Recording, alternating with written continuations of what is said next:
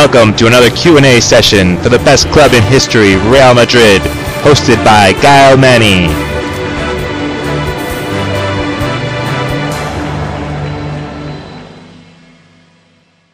Hi everybody and welcome to this new session of the Q&A. Today we are with Apekshit and Tanur. Hi guys. Hey. Hello there. And we're going to talk about the Saturday game, and also we're going to have a little preview before the preview about tomorrow, because we have a busy weekend again this week, so plenty to talk about.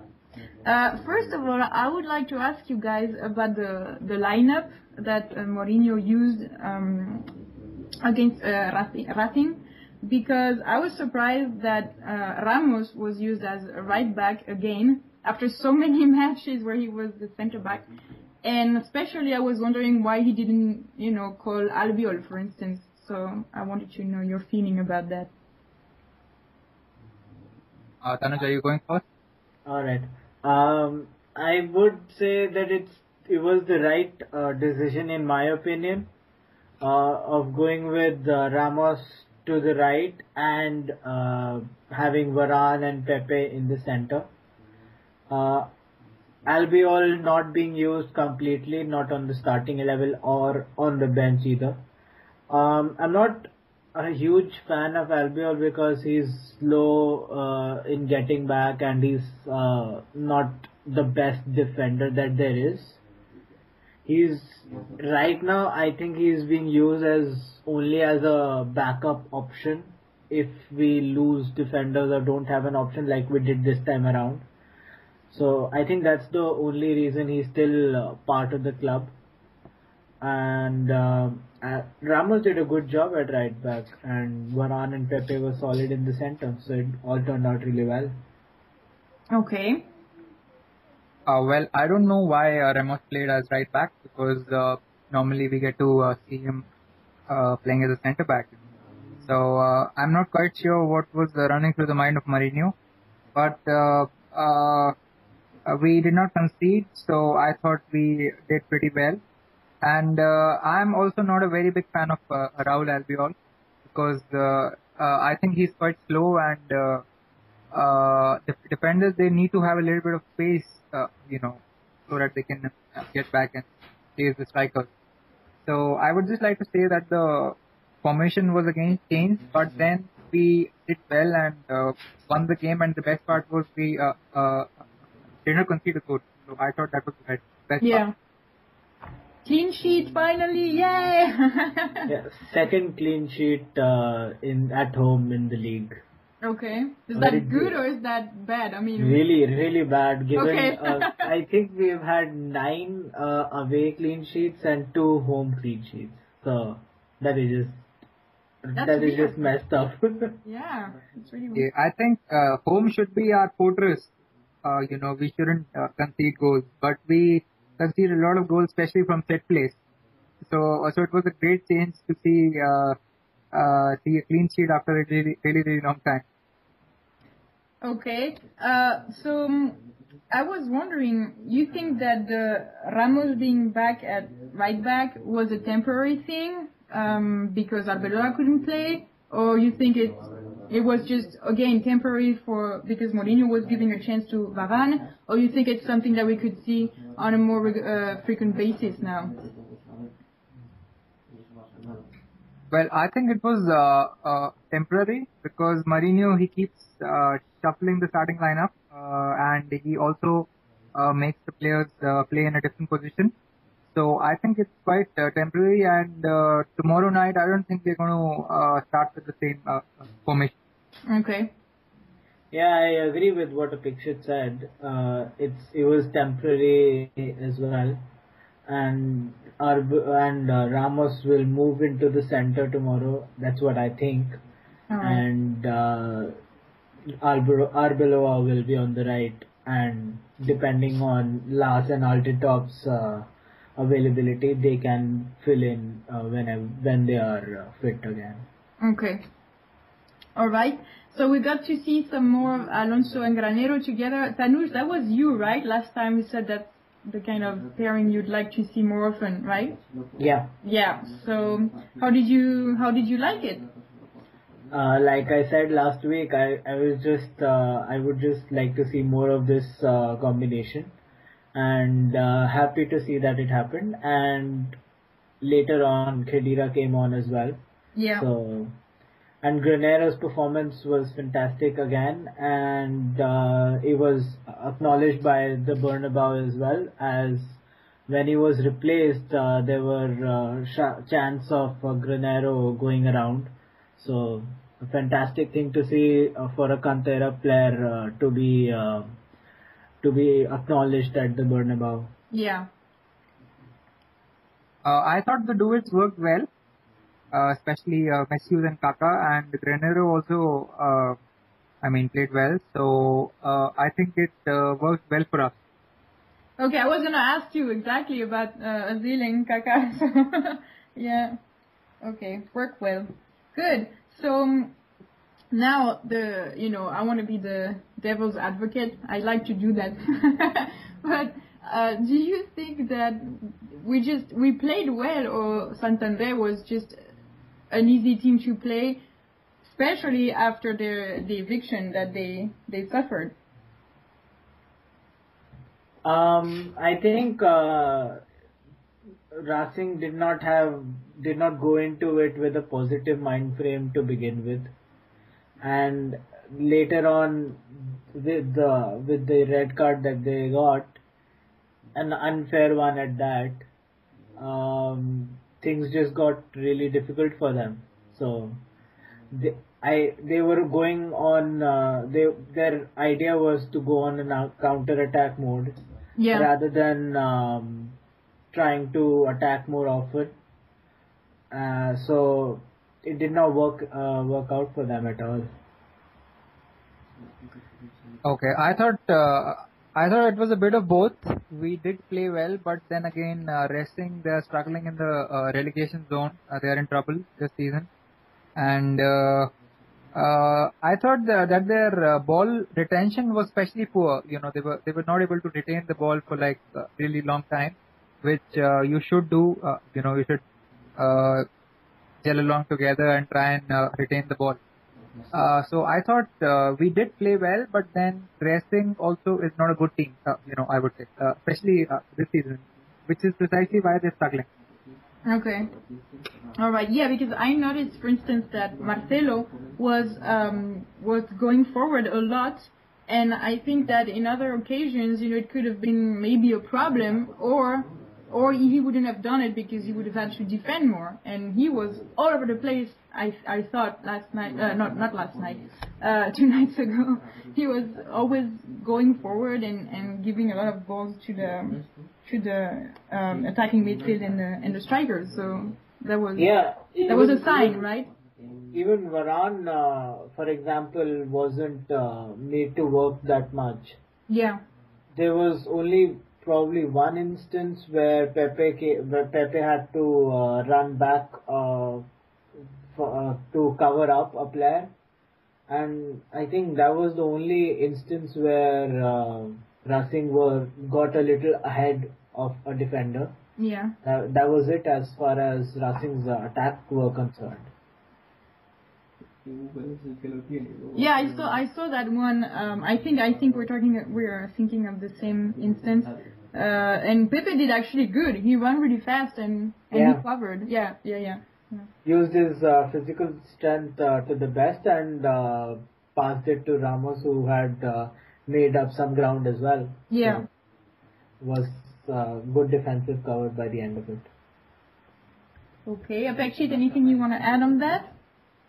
Not really. I've always felt that Pepe is really good at recovering. He watches the back of his fellow teammates, which is always a good thing to do. Yeah. Okay. All right. So now, Tisma being shown a red card, well, 2 yellow cards really.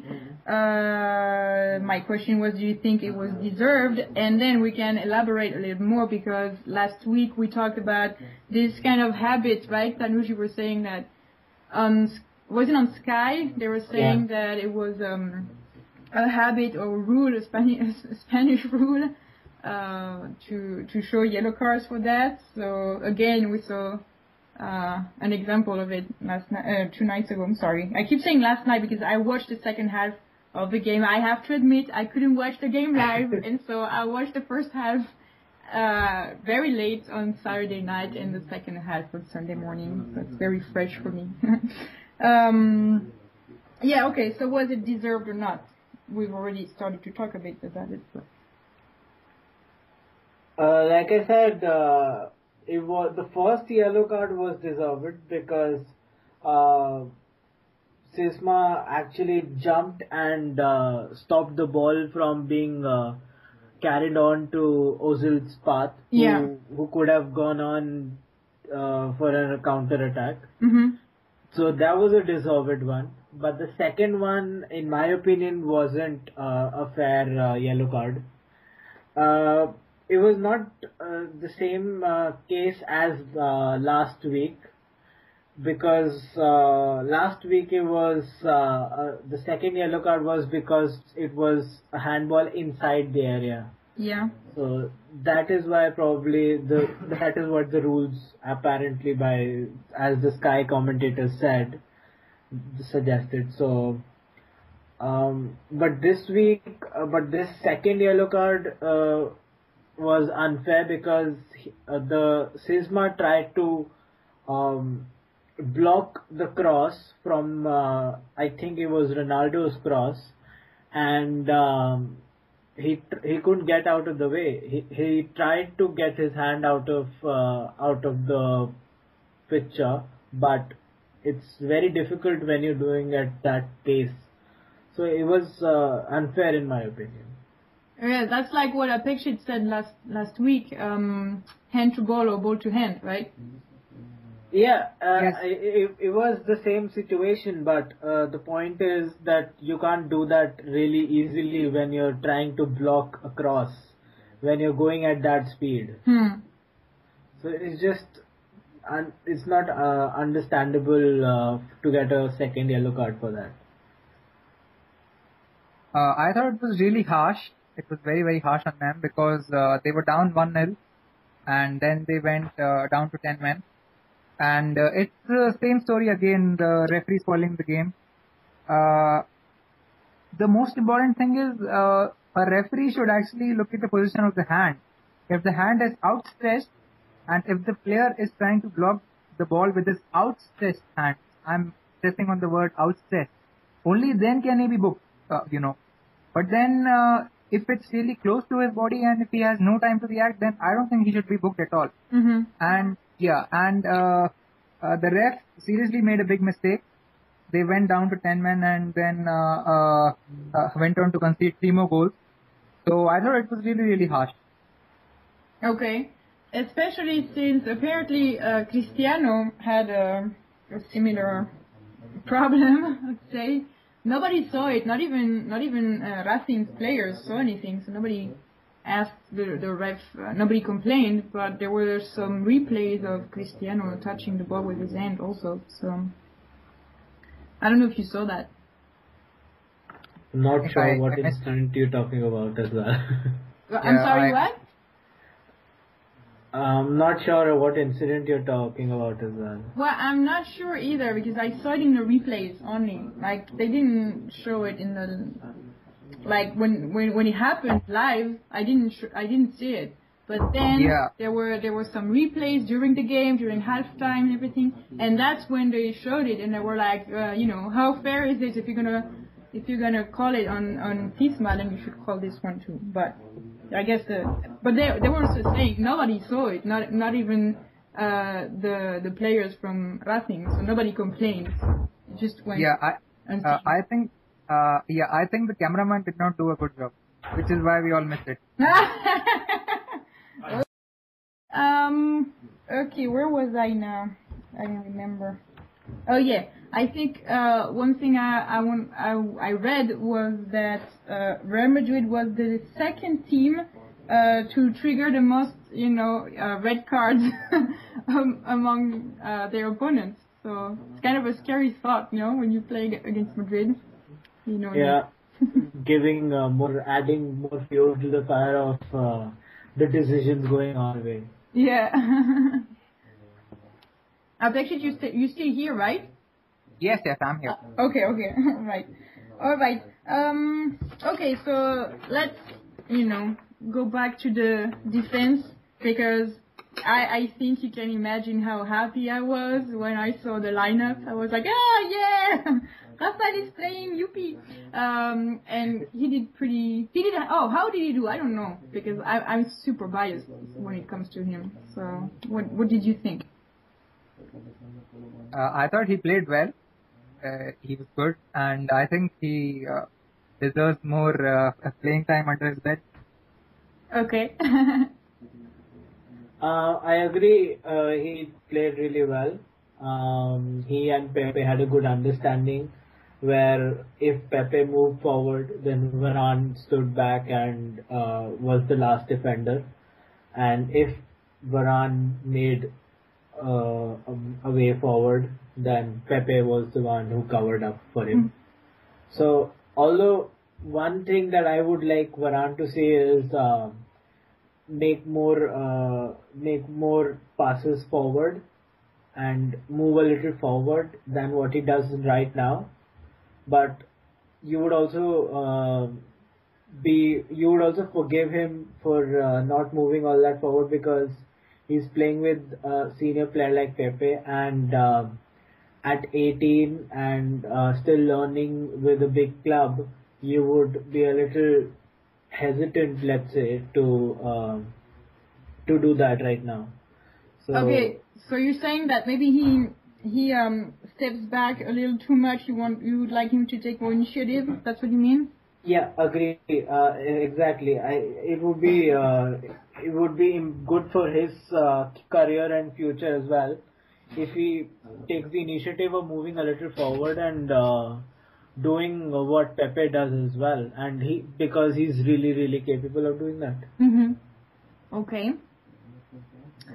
One thing the commentators said was that he did a good job when he I don't know how to say that, when he dives, but in the right manner, not in the wrong manner. When he dives to defend, he does it very well. He's very precise. He uses his speed and body height and everything very well. So I don't know if you noticed that too. Yeah, he uses his frame to the best. He has a fantastic height and is agile enough to have great tackling ability, and he does that to the best. Okay. And what about Carvalho, who joined the pitch a bit later? I think Carvalho didn't get much time anyway, so didn't have much to do. By that time, we were cruising past Racing, and he got a customary yellow card, which was a silly challenge, which wasn't even necessary. I know. He came from behind and tried to block Racing's player, who had his back towards the goal. So there was no reason to go for a sliding tackle from behind when there is no danger coming in. Oh, so you're actually blaming him. I thought you were blaming the ref. No, it was not entirely 100% wrong challenge, but a challenge from behind is more or less a yellow card anyway. Okay. So in my opinion, he deserved it, and wasn't even a necessary challenge to begin with. Okay. Yeah, I did not get to see much of him because he came on in the 76th minute and did not have much to do. But I'm really, really happy that he's fit now and ready to play. Okay. So that's it for him. Did you notice any big differences, any major differences in the defense with Ramos on the side again, as opposed to when he's in the center, or not at all, or nothing major? Did not notice much. But I think Ramos should not play as a right back because he plays the best when he plays as a centre back. Okay. I was having this in conversation with another La Liga writer for another website, and he mentioned that he would much rather see Ramos play at right back than at centre back because he covers up better at right back than he does at centre back. I quite disagree with that opinion, even though Ramos has lesser clean sheets at right back than at centre back, but then again he's played more games at centre back as well. So, having said that, I agree with Apekshit that Ramos is doing better at in the centre than on the right because he gets because when he plays on the right, he gets caught out really easily because many teams in La Liga usually like to play from the wing. So whenever they go on the wing, Ramos gets caught out, and the team is more susceptible to conceding goals then. Okay. All right. And what about the lack of focus that Mourinho was mentioning last week? This time, of course, there was no goal against us, so there's not necessarily evidence of it. But maybe in other details or in certain actions, did you notice any lack of focus, or you think they went straight into the game very very concentrated and they were good at it right from the beginning? I think the concept of lack of focus only comes into the picture when the team concedes an early goal, and this time around we did not concede any goals, so there was no mention of it. But the point here is that Racing did not challenge us enough, or that is what I think, for us to be bothered all that much. Because last week Levante did go after us, and on many occasions that too. So the question and so the whole point of view is completely different this time around. All right. So you didn't see anything, maybe some occasions that they had and they shouldn't have, or anything like that? Yeah, I mean, if Racing did not go after our goal, so there is no discussion of us losing focus in defense at all. Okay. All right. So we've lost Apekshit. I hope he's gonna come back at some point. But okay, moving on to the midfield now. We've already talked a little bit, or enough actually, of Xavi and Granero. What about Kedira? Do you think it was a necessary substitution? Necessary in the sense to get him some playing time and give him some time to get his foot across after the injury. So it was important in that respect, but otherwise I'm pretty sure Granero could have played the whole game. Okay. All right. Apekshit, are you back? Yeah, I'm back. I'm really sorry. It's okay. No problem. No problem. We were discussing the midfield. We moved on to the next topic, which was the midfield. And I was asking, what you thought of Kedira's performance, and especially if it was necessary for him. I mean, if that was a necessary substitution, and Tanuj was saying it was basically necessary for him to get more playing time, but otherwise not so much. What did you think? Yeah, I thought it was necessary for him to get a little bit of playing time because after he got injured against Malaga, I did not get to see much of him, and I thought he needed a little bit of playing time, and it was good that he got some playing time. Okay. Now the attacking midfield. What about Kaká? He started very strong. I thought he was running a lot. He was very present. Maybe it faded out a little bit along the way. But what did you think of his performance? Who wants to go first? Tanuj, you want to go first? It's difficult for me to say right now because I'm a Kaka fan, so I would have a little biased opinion. But Kaka had a decent game, not the best, but a decent game.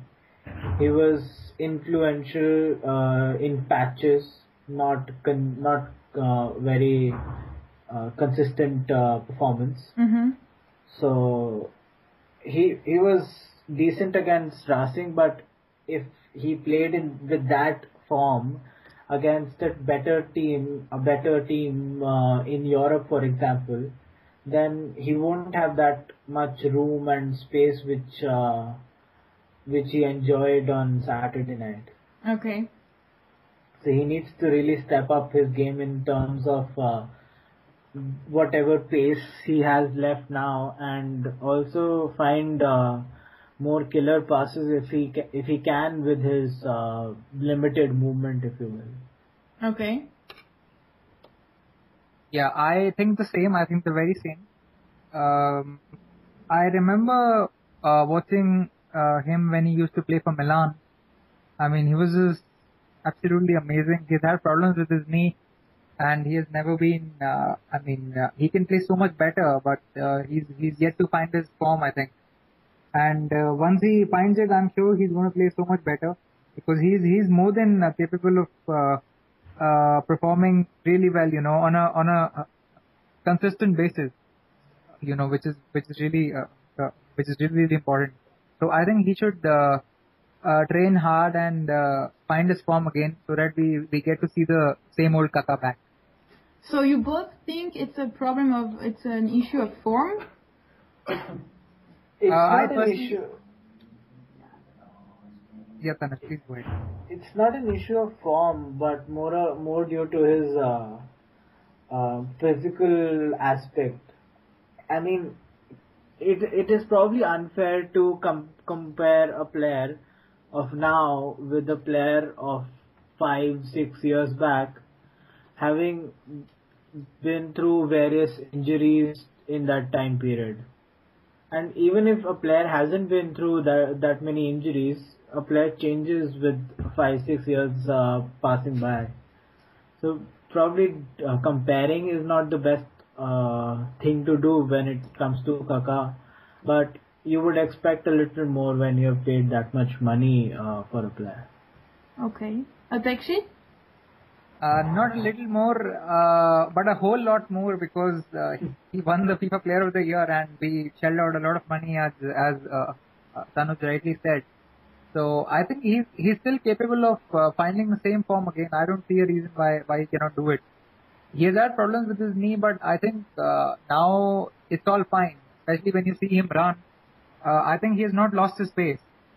So when a player loses his pace, then you can probably say that okay, he's not going to find the same form back, the same back. So I don't see a reason why he cannot peak again.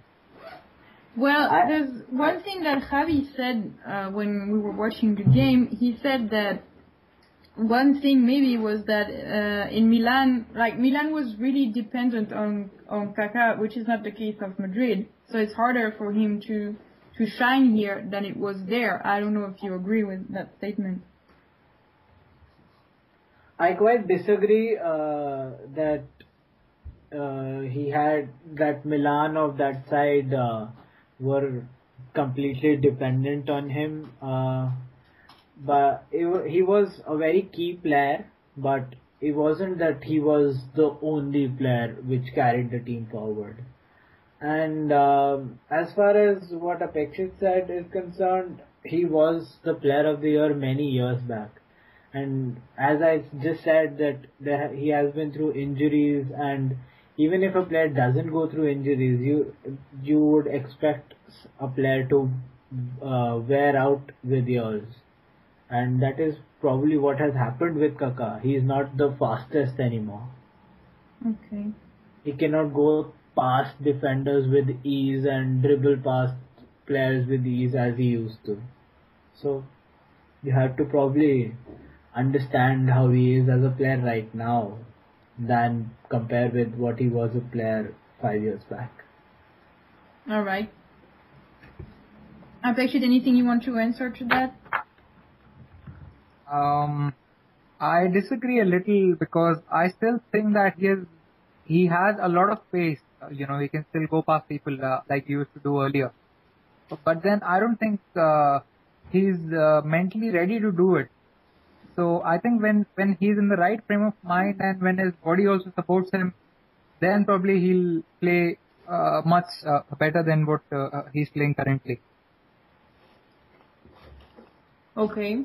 One thing I was surprised to see with Kaká was that he was booked on Saturday, which is something we rarely see from him. So, but yeah, it was funny how he apologized right away. He seems so honest and like a good person. I don't know.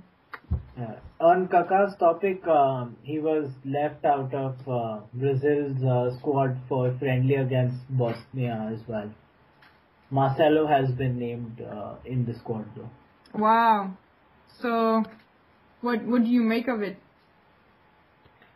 Given Ronaldinho has been included, even though he hasn't been performing really well in Brazil so far, be it for the national team or in his club side, I am not sure what to make of it.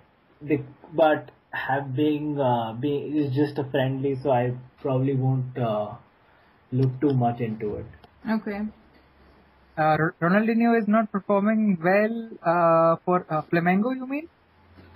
I think so, yes. I think he's been playing well for them. He's been scoring a lot of goals for them.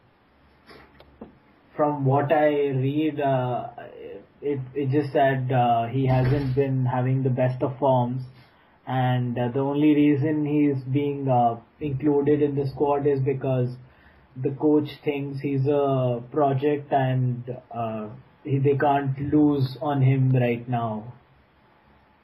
Okay, well, maybe. I keep watching a lot of videos of his because he's my favorite player. So from the videos, I see that he's playing quite well for them. I don't know, because we don't get to see the Brazilian league here. Okay, I wouldn't know anything. That's why you haven't heard me. But maybe somebody else can shed some light at some point. But okay, we'll see if that topic comes up again at some point. What about Cristiano? Not everybody at once at the same time. Well, okay, I'm gonna give you some pointers here. I'm surprised to see him score headers a lot lately, for instance. And it's good to see him score. So that would be my input for now. Okay. Please go ahead, please. It's good to see Ronaldo score no matter how he scores, because when he doesn't, he more often than not he goes into a frenzy mode where he shoots from God knows everywhere. So it's a good thing he scored right at the beginning.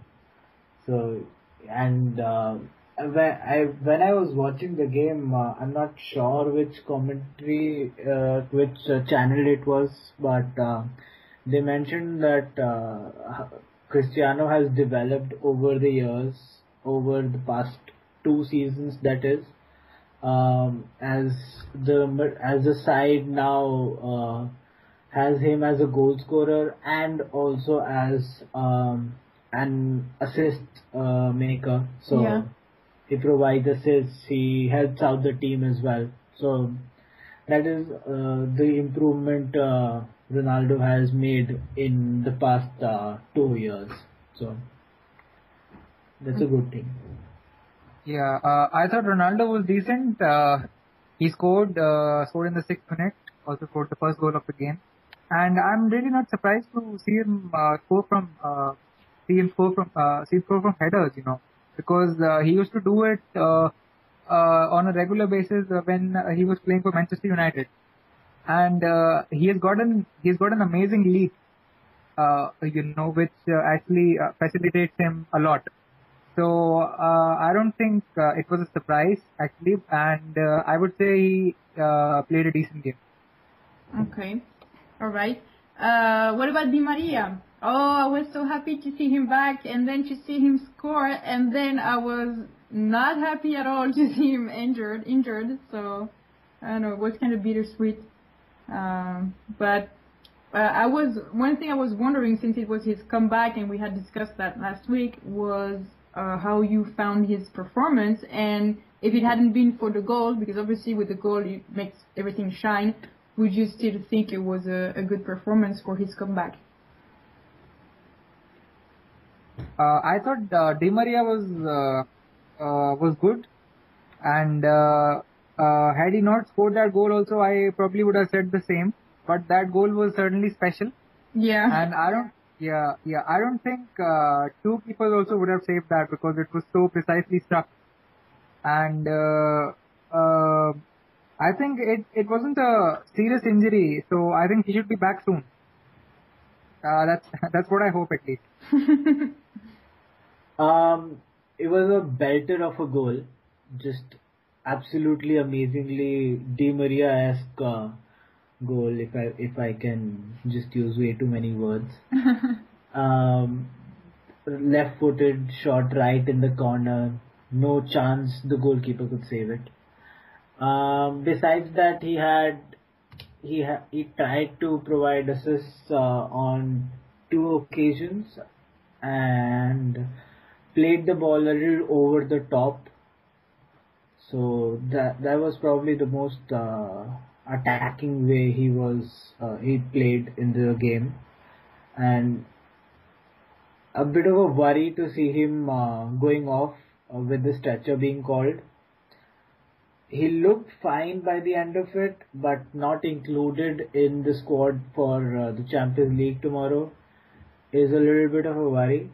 And today's Marca says he will probably miss the weekend's game against Rayo Vallecano as well. Mm-hmm. So, but because it's Marca, you can't be sure. Well, I was wondering if, even if he hadn't been injured over the weekend, if he would still have gone to Moscow anyway. Because at first I thought the same thing. Oh, he's not even on the list for Moscow. But then maybe since it was his comeback, maybe he wouldn't have gone anyway. I don't know. I think he would have gone if he was not injured.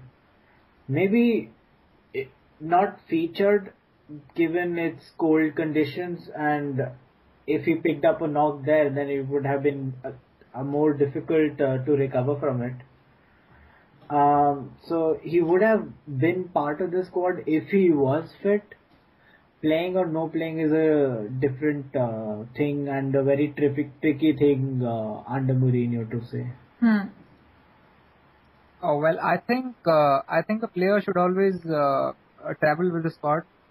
But then if there's something serious, if he has a serious problem, then I think he should just stay back, because the conditions in Moscow are very, very, very hostile. So I think if it's really serious, then he should just stay back. Okay. So yeah, I hope he comes back soon, because that was great to see him again, and he seemed to be, back on track immediately. So that was great. And then that happens, and it's like, oh no, it was such a good game, Varane was there, and Di Maria was back, and he scored a super nice goal, and then that happened. I wasn't happy by the end of the game, but we'll see. What about Benzema? What can you tell me about him? I'm not going to influence you. What do you want to say about him? I thought Benzema was really, really amazing. Scored twice again. He has been scoring consistently for us, and I think he should just go on and bag many more goals for us. He has been in good touch. Maybe it's because of Mourinho, because when he was bought from Leon, he wasn't performing well, but then all of a sudden things have changed and he has become our marquee man. I agree. He had a fantastic game. Played the full 90 minutes and scored 2 goals. Could have scored more, but he had a chance where he controlled the ball on his chest, and just as he was about to pull the trigger, he was blocked by the Racing defender. So he could have had more, but 2 is not a problem either. Let's not be greedy. Okay, so praises. Yeah, one thing I remember now from earlier when I was discussing, Ramos being on the right and if you thought it was temporary or not. Now I remember part of my argument that I didn't mention, but part of my reasoning was that now Carvalho is coming back and he's getting some playing time.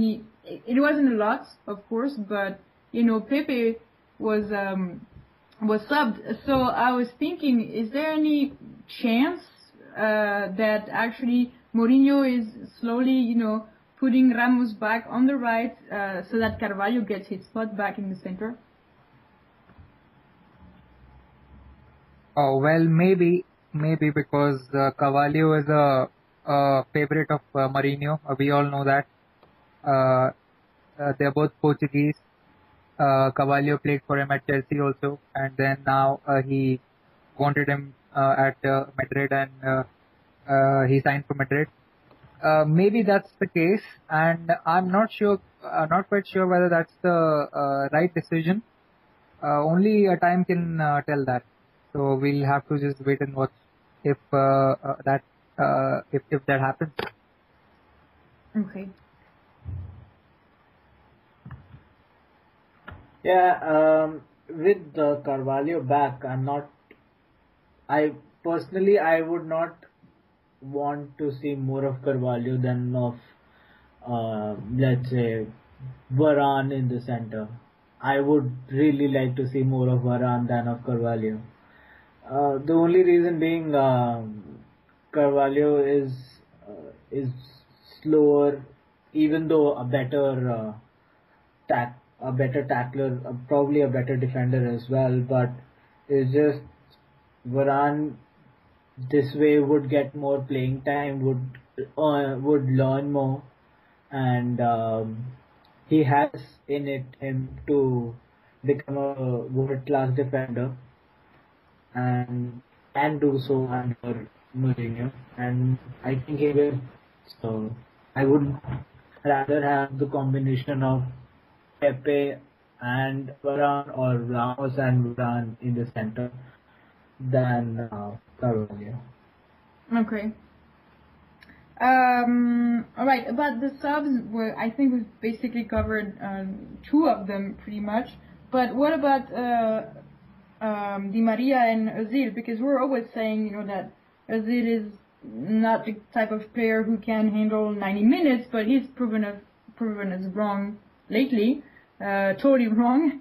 So in that particular case, it was just to give Di Maria some playing time, right? Nothing else.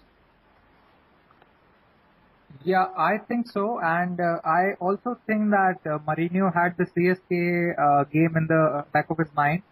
Maybe because of that, Mesut was withdrawn in the 63rd minute, and Di Maria came on. I think it was more because Di Maria deserved his chance, and he took it very well also. Okay. Yeah, a combination of both, in my opinion as well. Di Maria to get some playing time, and Ozil to be given some time to rest, because he's been playing the whole 90 minutes for the past few games. Okay. So the CSK came on Tuesday, and cold conditions awaiting. He needed to be in top condition, so he could do as much as he could in Moscow. Okay. Well, we'll talk a bit about Moscow in a few seconds. Just to finish the topic of Saturday's game, who was the man of the match in your opinion? I might be a less obvious one that last week, I guess. For me, it was Karim Benzema. Okay. Same. All right. Okay. So that wasn't as tricky. That would be my answer as well. Okay. So Moscow, do you know their team? Because I really don't know. At what level they play or anything. Well, I mean, they're in the champions, so something good they must do, but not very familiar with them. So do you know anything about them? No idea, no clue. What? Well, I know a little bit about them. They are strong because they're in the Champions League, of course. Yeah. And I'm not quite sure whether Wagner Love is still playing for them. He's a Brazilian who used to play for them. I'm just checking the squad now, and it doesn't show anything. Okay. Wagner Love, I don't think he's still playing for them, but No, Wagner Love doesn't anymore. Yeah, that's what. He was a good striker, so now they don't have him, so there's no point talking about him now. Yeah, and we don't get towards the Russian league, so but they are surely a strong side because they are playing in the Champions League. So yeah, this is what I know about them.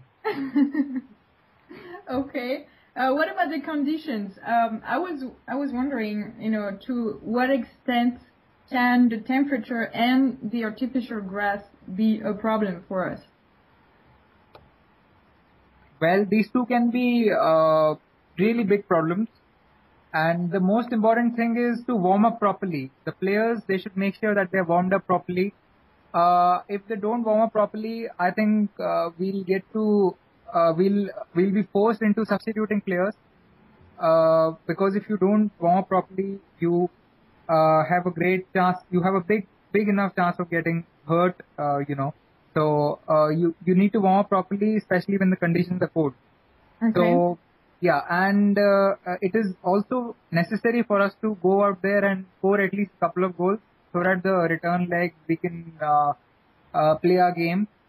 If we fail to score, which I don't think will happen, but just in case we fail to score, I think the pressure will be on us, because if they score once also on our home turf, that will count as double. So we need to make sure to score goals. All right. Granero was asked in his post-match interview about the game against CSK, and he said it is cold in the beginning, but in a few minutes you warm up. So that is the important thing that the squad needs to do, is to stay warm and covered up properly. And as far as the artificial pitch is concerned, it would be difficult to play on the artificial pitch to ensure comfortable passing. So that would be a major problem for the team, because we rely on one-touch passing and intricate one-twos. So with that a little ruled out or not completely comfortable enough, it would be difficult, and we probably would have to employ a different strategy, if you will, for attacking, rather than what we usually do in La Liga or elsewhere. Okay. But but as an additional note, CSK have been playing recently at their makeshift pitch, makeshift venue, where that's called the Khimki Arena, which has natural grass. It is supported by by flashlights and flash bulbs and everything. So it's a very technology friendly grass, held by technology. So that's more natural in respect. But tomorrow, I think they're back to the Luzhniki Stadium. Yeah. hmm Okay, so about what Apexit was saying, you were insisting on warming up. Okay, so yes, of course, but my concern was also stamina. Can the temperature affect, your, I don't know, your breathing and just how much energy you have? Yes, it does. I think it does. But as professionals, I think they will be able to cope with it. So I don't think that will be a big problem. Okay. All right, and Tanuj, about what you were saying about the grass, that was weird because Butragueño was actually kind of saying you can get injured more in that type of surface than on natural grass. And on the other hand, a lot of people were saying that the field was fantastic there, the people who saw it. So, I don't know. I don't know who to believe. I've not seen pictures or anything to suggest that that artificial grass would be easier and better to play on. But Inter played against CSK a few years ago on the artificial grass, and there were quite a few concerns of it. Did not turn out to be much of a problem by the end of it, but it does take a lot of getting used to. So it will be not really easy from the get go. So probably it would be a good idea to just not get impatient right from the beginning, I would say. Okay. Yeah, I would just like to add one more thing. It's very important to choose the right footwear. Sometimes the professionals, they get their footwear wrong, and it is quite possible that a player gets his cleat caught in the turf, and he may actually get injured. So it's very important to choose the right footwear. So I hope to see the team win tomorrow and all the players coming away unscathed. Oh yeah. Yeah, on the point of footwear, I was reading somewhere which said when playing on artificial grass, you usually have to change footwear quite often. It can make things difficult for you because you would probably have to change shoes every few minutes, every few 20 minutes or something. So that is a big difficulty for players such as Ozil or Cristiano, who tend to move a lot, so who tend to make quite a few runs. So it needs plenty of variation to be managing to play in such conditions. Is a player allowed to change footwear during the game? Yeah. Yes, there's no problem. Yes, they can do it. Okay, so they just go out of the pitch and change shoes and show them to the ref, and they can join the game. No. They don't have to change They don't have to show the ref after the game has started. It's just when they come on, they have to show that it's fair. Okay. So that's fine after the game has started off. Oh, okay. All right. So in the worst case scenario, they can change shoes, boots. Okay. Anything else you want to say about that? I had a last question about the champions, but that would be for, looking more into the future. So I don't know if there's anything else you want to say that's more present. No, I think we're good. Okay. We're good. I was wondering, that's always the same question I ask, but I have to say Barca frightens me a little. So I was wondering if when you watch Barca play in Champions, if you think, oh, I wish the team they're facing would just send them home already, or if you are actually looking forward, or if you don't mind another Clásico in Champions. Well, I don't feel that they should be sent home. because I know that there aren't too many teams who are like capable enough of doing that, and I think Real Madrid is surely going to, not surely, I mean, quite possibly going to face them in the Champions League, and this time around, at least this time around, we are going to win. Okay, wishful thinking. Yes, very, very wishful indeed. Personally, I would not want to see another Clasico. I'm pretty sick of them already. So I do not wish to see another Clasico as much as possible it is. Having said that, Leverkusen, who played Barcelona in the first leg last week, started off well in the second half, even though they sat back in the first half for pretty much the whole half actually. They brought it to 1-1, could have made it 2-2 as well, but in the end Barcelona prevailed. So as far as the teams meeting again are concerned, if both of the teams are doing well, then you can't really help it, and both of them are really doing well. Okay, so but so you're saying I'm not really looking forward to another Clasico because you're sick of them, but not because you don't think we can't handle it. I am sick of it, and maybe one part of it is because we don't win the Clasico anymore, except the Copa del Rey final, obviously. Mm-hmm. So I would probably, in all honesty, I would probably not be sick of it if we were winning some of them. So I fear a little that we may lose again, because again there is the hope of the Decima. Yeah. So I don't want to lose that hope again. Okay. All right. Well, that's it for me. No more questions. I don't think you have any other thing to say. Although if you do, then go ahead. No problem. Just one more thing. Since Benzema played the whole 90 minutes versus Racing, it is a huge possibility that Higuain might start tomorrow. Okay. That's what I think will be the case. All right.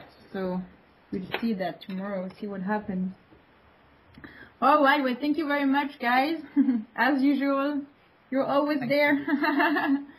And well, I hope you have a nice evening, night. And I'll contact you back for the Q&A for tomorrow's game, hopefully with good news. And everybody, thank you for listening. And don't forget, you can also check out Tanuj and his friends' sites. Can you give us the URL again? Yeah, it's sportsun.org. Okay. Okay, and everybody sign up to our page also. You sign up to everybody's page. Everybody is doing a great job. Okay, thank you. Bye. Bye. Thank you.